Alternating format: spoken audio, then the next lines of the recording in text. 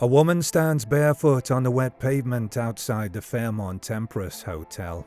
It's late November in Victoria, British Columbia. The kind of night when rain turns the streetlights into halos. She's quiet, motionless, clutching her shoes.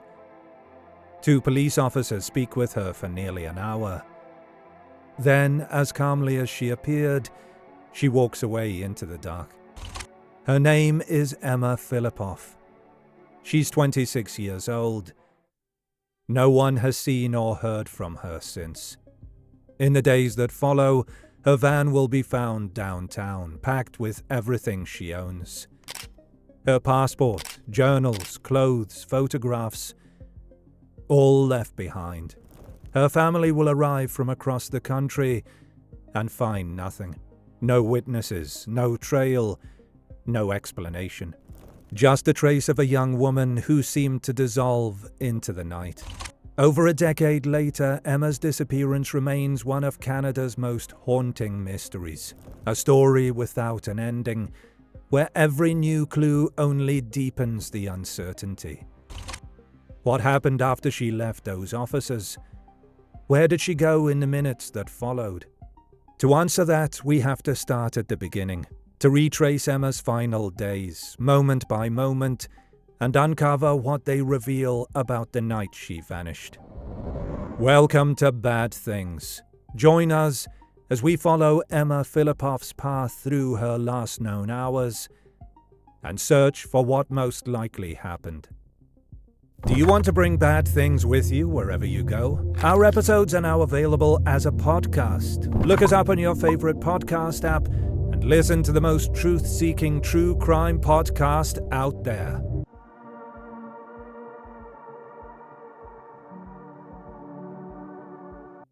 The final days of Emma Fillipoff. In late 2012, Emma Fillipoff was living in Victoria, British Columbia. At 26 years old, she had spent the past year moving through the city's margins, staying with friends, couch surfing, and relying on temporary housing. For stretches, she lived aboard boats or sought shelter in wooded areas. Most recently, she had been staying intermittently at the Sandy Merriman House, a woman's shelter located just blocks from Victoria's downtown core.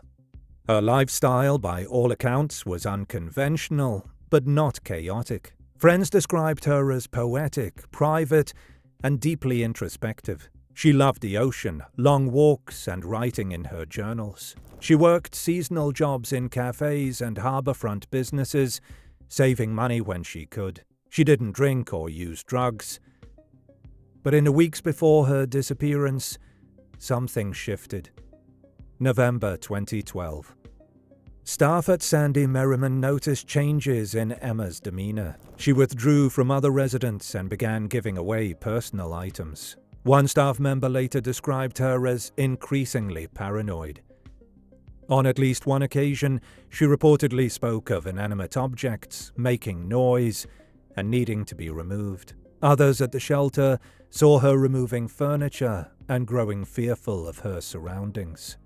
At one point, a staff member became concerned enough to call Victoria Police and request a wellness check. Officers responded, but after speaking with Emma, advised shelter staff to call again if things worsened. No follow-up was recorded. Emma's contact with her family during this time was sporadic. Her mother, Shelley Fillipoff, lived in Ontario and had not been told that Emma was staying in a shelter. Communication came in the form of occasional phone calls and poetic, sometimes cryptic emails. The content didn't raise alarm until late November. On November 23rd, Shelley received a call from her daughter around midnight. Emma was crying. She said she wanted to come home immediately. Shelley promised to book a flight. But within hours, Emma called again. She had changed her mind. Over the next 4 days, this pattern repeated. Each call was emotional, uncertain. One moment she was desperate to leave, the next resolved to stay. During one of these conversations, Emma told her mother, "I don't know how I can face you." On November 27th, Shelley noticed that one of the recent calls had come from a number she didn't recognize. When she dialed it back, it connected her to the Sandy Merriman house. Only then did she learn Emma had been living in a shelter. Shelley made a decision. She would fly to Victoria the next day. She did not tell Emma. She feared her daughter might panic and disappear again. November 28, 2012. The day Emma vanished. Shortly after 4:30 a.m., Emma made one final call to her mother. Her tone was calm but firm. "Don't come, Mom. Not today." Shelley said later that something in her daughter's voice unsettled her. Despite the reassurance, she ignored the request. By mid-afternoon, she was boarding a plane to British Columbia. That morning, Emma walked to the Chateau Victoria Hotel, where her van had been parked for some time. It had been towed before, a recurring issue, and she pleaded with hotel staff not to have it removed. They agreed. The red Mazda van, aging and unreliable, contained nearly all her possessions. Journals, clothes, her passport, a laptop, and borrowed library books. At 8:23 a.m., surveillance cameras captured Emma at a nearby 7-Eleven. She purchased a $200 prepaid credit card using her debit card. She was dressed in camouflage pants and a beige coat, her hair tied in a bun. After buying the card, she lingered near the doors of the store, peering out through the glass. She stayed like that for several minutes, watching the street. Eventually, she left. Around 10 a.m., a man named Julian Hurd spotted Emma standing alone at the corner of Pandora Avenue. Julian had known Emma from Ontario and had recently moved to Victoria himself. He later said she looked frozen in place, staring into space. He approached and asked if she needed help. Emma shook her head slowly. She wouldn't speak. Julian stayed with her for several minutes before walking away. She wouldn't accept help, he later told police. He was investigated and ultimately cleared of any involvement in her disappearance. Later that day, Emma crossed paths with a former co-worker near a soup kitchen on Pandora Street. According to him, Emma appeared distressed and physically unwell. When he offered her a hug, she recoiled and rushed off, visibly shaken. Her behavior was described as unrecognizable. By early afternoon, 2 witnesses observed a woman matching Emma's description, walking barefoot in traffic on Douglas Street, visibly confused. They were concerned enough to call 911. It's unclear whether officers responded to that initial report.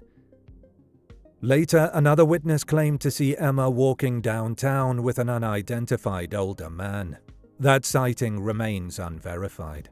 At 5:54 p.m., Emma returned to the same 7-Eleven. This time she bought a prepaid cell phone. Again, she loitered near the door before leaving, watching the street outside. The phone she purchased was never activated or used. Soon after, Emma arrived back at Sandy Merriman house. A staff member told her that her mother was on her way to Victoria, information Shelley had shared in confidence the day before. Emma panicked. Without taking a bed or saying much, she ran out the front door. Another resident attempted to follow her, but lost sight of her in the dark. At 6:10 p.m., Emma entered a taxi parked outside the shelter and asked to be taken to Victoria International Airport. About 15 minutes into the ride, she changed her mind. She told the driver she didn't have enough money for the fare and asked to be returned downtown. The driver agreed. Back at the original pickup point, Emma remained in the cab for a short while, asking to sit there. The driver later said she kept glancing nervously around and asked why noise was coming from the 2-way radio.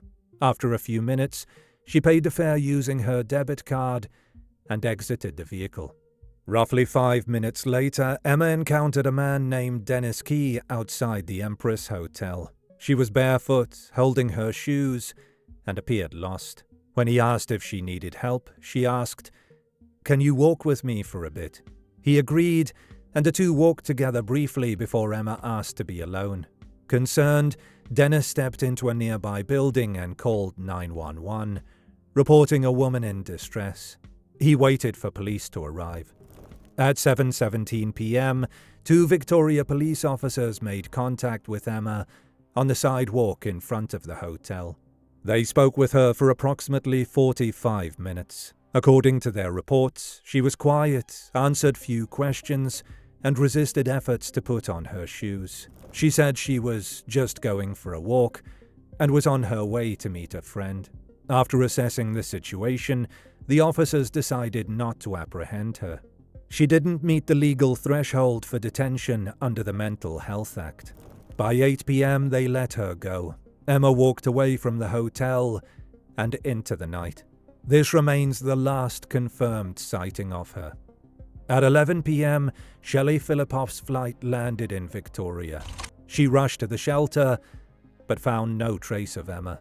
Staff told her about the earlier incident. Just after midnight, a missing person report was filed with Victoria Police. The aftermath. Early the next morning, police located Emma's van in the Chateau Victoria Hotel parking lot.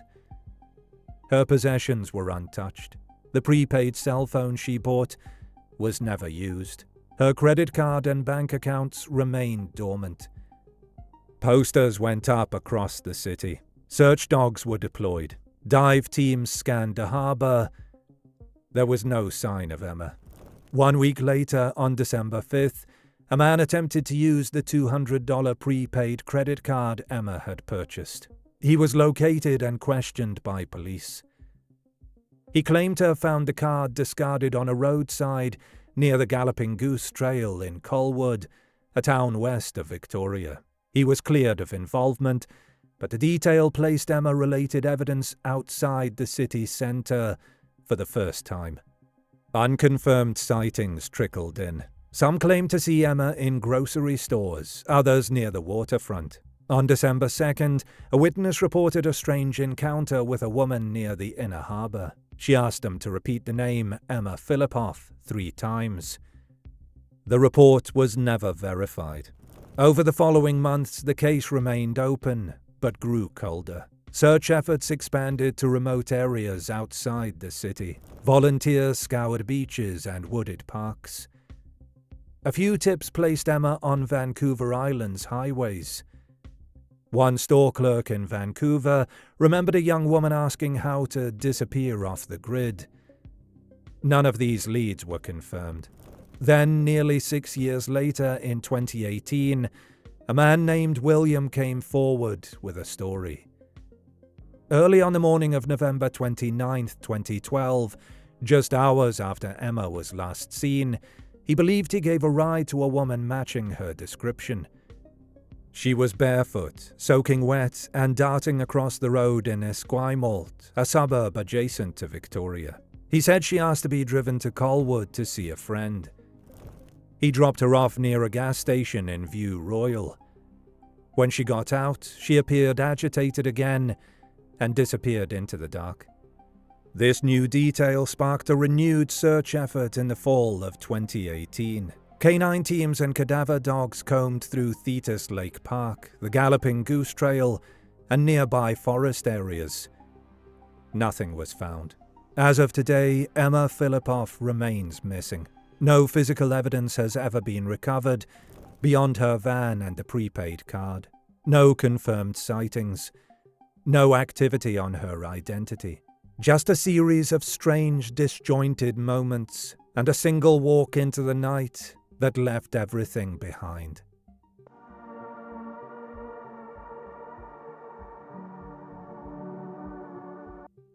In the years since Emma Fillipoff walked away from the Empress Hotel and disappeared into the wet streets of Victoria, dozens of theories have surfaced, from the rational to the improbable, from the evidence-based to the desperate. Some are fueled by sightings. Others are grounded in behavioral patterns. All of them share one thing: a deep uncertainty at the heart of the case. Investigators, family members, private detectives, and countless amateur sleuths have examined Emma's final hours through different lenses. Below are the 5 most prominent theories, each one offering a distinct explanation for how a young woman could disappear without a trace in a busy city center. Number 1. She was the victim of foul play by a stranger. One theory suggests that Emma encountered someone dangerous after leaving police custody, and that person harmed her. She was last seen alone, barefoot, and vulnerable at night in a city with its own share of hidden corners. According to criminology students who later analyzed the area around the Empress Hotel, several nearby streets were poorly lit and sparsely traveled at night. If someone had been watching, waiting, or simply taken advantage of a chance encounter, it's possible Emma was abducted or attacked shortly after she left view. She could have been picked up within minutes, said one retired officer who reviewed the case. Someone sees a fragile young woman walking alone. It doesn't take long. Supporters of this theory point out that Emma had a habit of accepting rides from strangers. That same evening, she had willingly entered a taxi, despite appearing anxious and short on trust. Earlier that morning, she accepted help from William, the man who said she got into his truck near Esquimalt, a man she didn't know. If someone less kind had approached her with a calm voice and an offer of help, she may have gone with them, especially if she felt she was in danger or being followed. But police have never named a suspect. There's no known individual who had motive, means, or opportunity. And no physical evidence has ever supported the idea of an assault or abduction. Foul play was not the working theory, one investigator told the press. There was nothing in the initial scene that indicated a crime had occurred. Despite that, the stranger danger scenario remains plausible to many who believe a vulnerable woman on the move after dark presented too easy a target to ignore. Number 2. She intentionally disappeared to start a new life. There is another theory, one that relies less on danger and more on deliberation. In this scenario, Emma walked away from her life by choice, not to harm herself, but to escape, to vanish on purpose. Supporters of this idea often cite Emma's personality, poetic, private, introspective, and deeply tied to nature. She had previously told friends about wanting to go live in the woods or to leave Canada altogether. Salt Spring Island, Mexico, and the open road were all places she had mentioned in passing. Her writing sometimes hinted at a desire to start fresh, to shed her identity and disappear into something simpler. And some aspects of her final day raise eyebrows. The prepaid credit card, the unused cell phone, a return to the 7-Eleven. These could be interpreted as preparations, tools for avoiding detection. The fact that she never activated the phone is often taken as strange, but it could also be the action of someone preparing to use a device once safely away. Adding fuel to this theory is the so-called Green Shirt Man, a man seen in downtown Vancouver nearly 2 years after Emma vanished. Surveillance footage showed him with one of her missing posters, which he had crumpled up. A store clerk later told police that the man claimed Emma was his girlfriend and that she wanted everyone to stop looking for her. He was never identified. His tattoos were photographed, but led nowhere. Was it a hoax, or someone who knew more than he let on? Either way, the footage exists, and for some, it's the most convincing piece of evidence that Emma may still be alive, living under the radar, far from her past. But there are problems with this theory. Her family, particularly her mother and younger brother, have insisted that Emma would never willingly cut off all contact. She loved Alexander, Shelley said. There's no way she would just disappear and never speak to us again. There's also the matter of her bank accounts. Emma's money was never touched. The credit card she bought was discarded and found on a roadside. No identification has ever been used. If she ran away, she left behind every financial and practical resource. Disappearing without help, with no ID, no support, and no known destination, is incredibly difficult. Doing it while in mental distress is even harder. Number 3. She was harmed by someone she knew. Another possibility centers not on strangers, but on someone already in Emma's orbit. A friend, an acquaintance, even someone from her past who had followed her west. In the months after she vanished, online discussions began to point fingers at people close to Emma. Chief among them was Julian Hurd, the man who spotted her on the street the morning of her disappearance. He had known Emma in Ontario, moved to the same city she had, and had openly admitted to having a long-standing romantic interest in her. But Julian voluntarily spoke to police. He passed a polygraph. He participated in search efforts. No evidence ever emerged to suggest he was involved. As far as investigators are concerned, he's not a person of interest. Still, questions persist about other male figures in Emma's life. Friends mentioned an older man who had given Emma gifts, including a camera. Emma was reportedly uncomfortable with his attention. Though his name has never been released publicly, there were whispers among those who knew her that he had made advances she didn't welcome. Whether he had any connection to her disappearance is unknown. No formal charges were ever filed, and no public appeal has been made regarding him. What's more speculative, but often raised, is the possibility that someone from Emma's past in Ontario followed her to Victoria. She had once dropped out of a culinary program due to alleged harassment from a man. She told friends she had a stalker. One unverified account from a store employee in Vancouver years later recalled a woman resembling Emma asking how to escape someone who had followed her from Ontario. There's no proof the man ever tracked her to British Columbia, but the fear was real to Emma. Whether that fear was based on reality or paranoia is still debated. No one from her past has ever been connected to the case. Still, for some, this theory can't be ruled out. It suggests intention and opportunity, with the added weight of a personal link. Number 4. She was taken into human trafficking or captivity. Among the more extreme, but not entirely dismissed, theories is that Emma fell victim to a trafficking operation or was forcibly kept in captivity. Her mother, Shelley Fillipoff, has admitted this possibility haunts her. Maybe someone has her, she once said, voicing the unbearable idea that her daughter could still be alive, held against her will. In moments of despair, Shelley has imagined everything from trafficking rings to cults to long-term psychological manipulation. "I have to consider every scenario," she told reporters, even the darkest ones. The key argument behind this theory is that Emma was both vulnerable and disoriented on the night she disappeared. It would not have taken much to lure her into a vehicle or convince her to come with someone. Some speculate that the prepaid phone and credit card could have been meant for her use, but were taken from her instead. Yet this theory faces serious challenges. Victoria is not known as a hub for trafficking operations, and spontaneous abductions for such purposes are extremely rare. Additionally, there has been no ransom demand, no communication, and no confirmed sightings of Emma in any trafficking-related environments.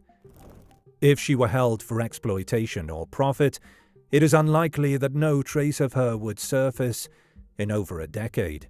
Some lean on the green shirt man sighting as circumstantial support, the idea that Emma may have been under someone's control and instructed not to reach out. But this is speculative at best. The man himself remains unidentified and never came forward. Without any other evidence, this theory remains one of last resort. A possibility not ruled out, but not supported by the known facts. Number 5. She died alone in the wilderness, accidentally or by choice. The final theory is also the quietest, that Emma did not meet another person that night. that after she walked away from the police, she simply kept walking, into the woods, toward the water, or wherever her fear and exhaustion led her, and that she never came back. The 2018 account from William, the early morning driver who believed he gave Emma a ride near Esquimalt, added new gravity to this theory. He said she was soaking wet, barefoot, and appeared confused but polite. She asked to go to Colwood to see a friend, though no one has ever confirmed who that friend might be. After she exited his truck, she ran off alone toward wooded areas in View Royal. If that account is accurate, and her family believe it is, then Emma was still alive and moving 9 hours after police last saw her. The surrounding area includes forest trails, inlets, and deep brush. Emma was dressed lightly. It had rained overnight, and temperatures hovered around 5 degrees Celsius, 41 degrees Fahrenheit. In those conditions, hypothermia becomes a real risk, especially for someone without shelter or clear thinking. Despite extensive ground searches, sonar sweeps, and cadaver dogs, no physical trace of Emma was ever located. But British Columbia's coastlines and woods are vast. The idea that she found an isolated spot, either deliberately or in distress, remains possible. Still, some reject this theory as incomplete. If she died nearby, we'd have found something by now, one searcher said during the 2018 sweep. The lack of evidence is both the strength and weakness of this idea. It explains everything and nothing. Each of these 5 theories carries its own logic, its own blind spots, and its own emotional weight. Some conflict with Emma's known values. Others lean heavily on interpretation. A few rely on thin evidence, but persist because of the absence of a better answer. But which one, if any, fits the known facts best? Which scenario not only explains Emma's final day, but stands up to scrutiny without requiring leaps of logic?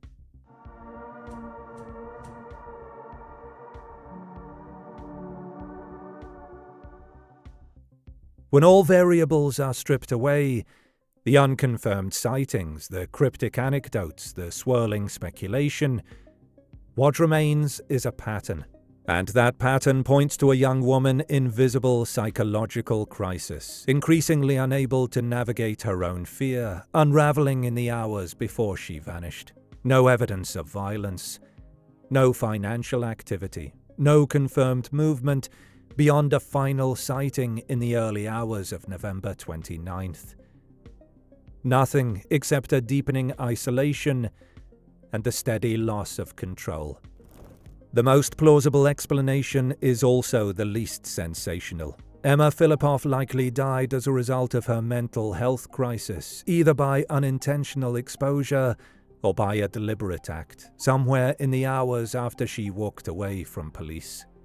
It is a conclusion reached not because it is convenient, but because every alternative theory requires more assumptions than the evidence supports. No credible witnesses have placed Emma alive after that night.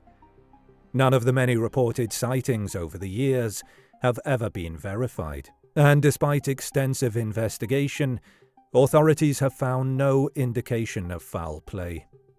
The man who claimed to give her a ride near 5 a.m. the next morning, William, provided a credible and consistent account that aligns with Emma's known state. Soaked, barefoot, speaking about a friend in Colwood, and visibly unstable. If that encounter occurred as described, it places Emma on the edge of wooded terrain, with no known contacts, no protection from the cold, and in a state of acute psychological distress. She was calm when she got in, William said. But when she got out, it was like she remembered something and panicked. The area where he dropped her, View Royal near the Galloping Goose Trail, is surrounded by dense foliage, waterways, and isolated pockets of land rarely travelled at night. If Emma continued walking west, she could have easily ended up in deep bushland or near tidal inlets, places where a person could succumb to hypothermia or hide from view entirely. The absence of remains is not implausible in that context. The Pacific Northwest is notorious for swallowing evidence. Compared to this, every other theory stretches further. The idea that Emma orchestrated a disappearance relies on her executing a complex, resource-dependent plan in the middle of a psychotic episode, without touching her funds or using any tools she acquired. Stranger abduction is theoretically possible, but unsupported. There were no signs of a confrontation, no witnesses, and no suspects. Harm by someone she knew lacks motive and evidence, and trafficking, though a terrifying prospect, requires mechanisms and outcomes that simply don't appear anywhere in the case. Emma's behaviors in the days leading up to November 28th also point to increasing internal collapse. She gave away her possessions. She oscillated wildly between wanting rescue and refusing help. She avoided contact. These are textbook symptoms of a person struggling with their own mind. Her mother, Shelley, later said, "I was desperate to help her, but I think she was too far gone to reach." In that light, Emma's decision to flee the shelter after learning her mother was coming takes on a new, tragic meaning. It wasn't just avoidance. It may have been fear. Not of her mother, but of facing something she could no longer manage. Confrontation, returning home, being cared for when she felt undeserving. Ultimately, Emma didn't vanish because someone took her. She vanished because she couldn't ask for help, and no one was able to stop her in time. This is what Occam's razor tells us, that the explanation requiring the fewest leaps is that Emma died that night, alone, in the wilderness near Victoria. Not because she planned to, but because she was too fragile, too afraid, and too lost to find her way back. The case remains officially open, but until new evidence surfaces, the most likely truth is the simplest and the hardest to accept.